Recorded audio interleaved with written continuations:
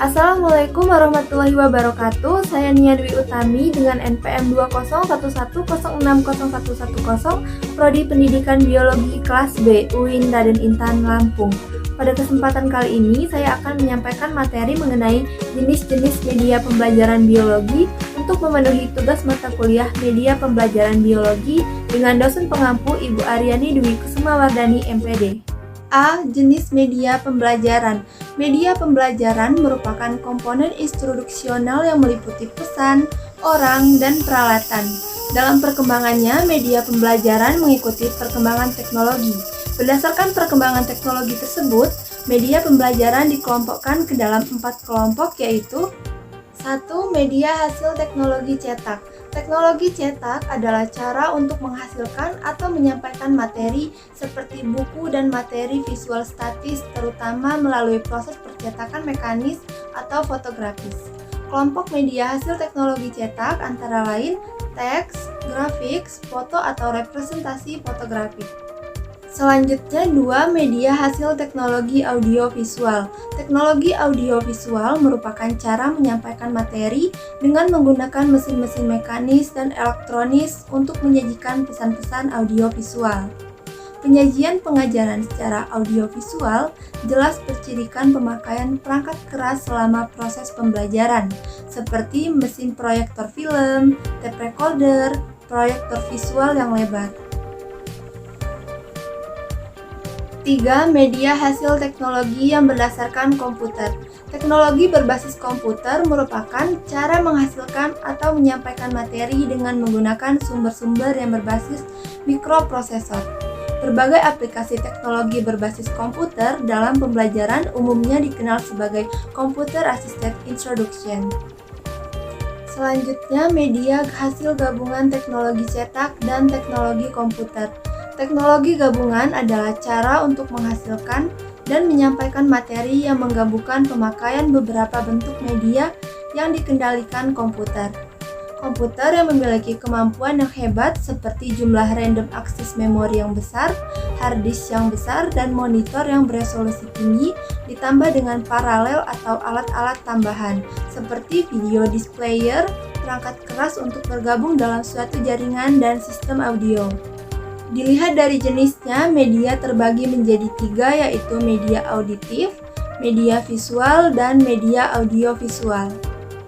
Media auditif yaitu media yang hanya mengandalkan suara saja seperti radio, kaset, recorder, dan piringan hitam. Media ini tidak cocok untuk orang tuli atau mempunyai kelainan pendengaran. Selanjutnya ada media visual. Media visual hanya mengandalkan indera penglihatan. Media ini ada yang menampilkan gambar yang diam seperti film, strip, slide, foto, gambar atau lukisan, dan cetakan. Ada pula yang menampilkan gambar atau simbol yang bergerak seperti film bisu dan film kartun. Selanjutnya media audio. Media audiovisual merupakan media yang mempunyai unsur suara dan unsur gambar. Dilihat dari daya liputnya, media terbagi menjadi 3, yaitu ada media dengan daya liput luas dan serentak, media dengan daya liput terbatas oleh ruang dan tempat, dan media untuk pembelajaran individual. Dilihat dari bahan-bahannya, media terbagi menjadi 2, yaitu media kompleks dan media sederhana. Media kompleks adalah media yang bahan dasarnya kompleks, sulit didapat, serta mahal harganya, sulit membuatnya, dan penggunaannya memerlukan keterampilan yang memadai. Sedangkan media sederhana yaitu media yang bahan dasarnya mudah diperoleh dan harganya murah, cara pembuatannya mudah, dan penggunaannya tidak sulit. Selanjutnya B. Karakteristik media pembelajaran. 1. Media auditif. Media auditif adalah jenis media yang digunakan dalam proses pembelajaran dengan hanya melibatkan indera pendengaran peserta didik. Secara umum, media auditif memiliki karakteristik sebagai berikut. A. Mampu mengatasi keterbatasan ruang dan waktu atau mudah dipindahkan dan jangkauannya luas. B. Pesan atau program dapat direkam dan diputar kembali sesukanya. C. Dapat mengembangkan daya imajinasi dan merangsang partisipasi aktif pendengarnya. 2. Media visual. A. Gambar atau foto. mempunyai karakteristik antara lain bersifat dua dimensi. Gambar datar adalah medium yang diam. Gambar datar dapat memberi kesan gerak.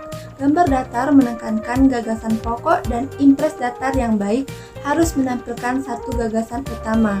Gambar datar memberi kesempatan untuk dinikmati rinciannya secara individual dan gambar datar dapat melayani berbagai mata pelajaran. B. Diagram memiliki karakteristik antara lain simbolis dan abstrak, sehingga kadang-kadang sulit dimengerti.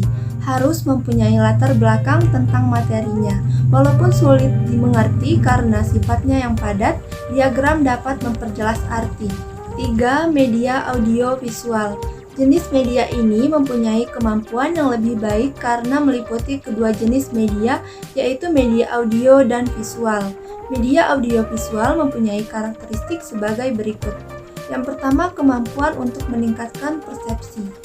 Selanjutnya, kemampuan untuk meningkatkan pengertian, kemampuan untuk meningkatkan transfer belajar, kemampuan untuk memberikan penguatan atau pengetahuan hasil yang dicapai, dan kemampuan untuk meningkatkan retensi. Selain itu, karakteristik atau ciri-ciri utama media audiovisual adalah sebagai berikut. Yang pertama, mereka biasanya bersifat linear. Mereka biasanya menyajikan visual yang dinamis. Mereka digunakan dengan cara yang telah ditetapkan sebelumnya oleh perancang atau pembuatnya. Mereka merupakan representasi fisik dari gagasan real atau gagasan abstrak. Mereka dikembangkan menurut prinsip psikologis behaviorisme dan kognitif, dan umumnya mereka berorientasi kepada guru dengan tingkat pelibatan interaktif murid yang rendah. Baiklah, sekian yang dapat saya sampaikan. Mohon maaf jika terdapat banyak kekurangan. Kepada Allah saya mohon ampun. Wassalamualaikum warahmatullahi wabarakatuh.